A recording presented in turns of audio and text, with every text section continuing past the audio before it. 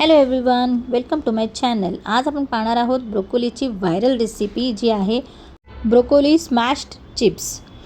त्यासाठी हा ब्रोकोली मी इथे 2 ते 3 पाण्यामध्ये स्वच्छ धुवून घेतलेला आहे.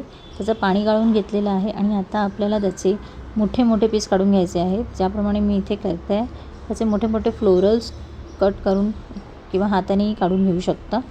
अशा प्रकारे हे मी इथे मोठे मोठे पीसेस घेतले आहेत आणि आता आपल्याला हे गरम पाण्यामध्ये बॉईल करून घ्यायचे आहे.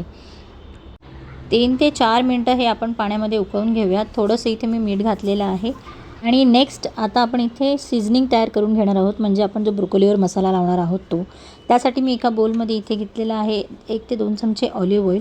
त्यात आहेत चिली फ्लेक्स, ऑरिगॅनो आणि थोडा मॅगी मसाला, असं हे एकत्र एकजीव करून घेतलेलं आहे. इथे आपली ब्रोकोलीसुद्धा बॉईल झालेली आहे. आता मी याचं पाणी गाळून घेते आहे. पूर्ण पाणी निघून जाण्यासाठी मी याला एका पेपरवर ठेवलेलं आहे किंवा आपण रुमालही यूज करू शकता. अशा प्रकारे मी इथे ठेवून एक वजनाच्या सहाय्याने त्याला मी असं प्रेस करून घेते की जेणेकरून त्याचं पाणी पूर्ण निघालं पाहिजे. आणि हे आता आपले रेडी झालेले आहेत. आणि एक दुसरी पद्धत म्हणजे एका पॅनमध्ये मी हे ऑलिव्ह ऑइल घेतलेलं आहे. तुम्ही नॉर्मल तेलही वापरू शकता आणि त्याच्यामध्ये हे ब्रोकोलीचे बॉइल्ड पीसेस मी ठेवले आहेत आणि त्याला आता आपण या मीडियम आचेवरती या वजनाच्या सहाय्याने असं प्रेस करणार आहोत की जेणेकरून त्यातलं जे एक्स्ट्रा पाणी आहे ते निघून जाईल.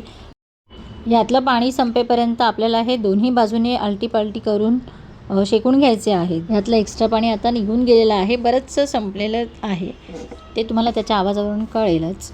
आता हे दोन्ही बाजूने आपण थोडे थोडे शॅलो फ्राय करून घेणार आहोत आणि त्यानंतर आपण आता इथे बनवलेला जो हा मसाला आहे तो अप्लाय करून घेऊया.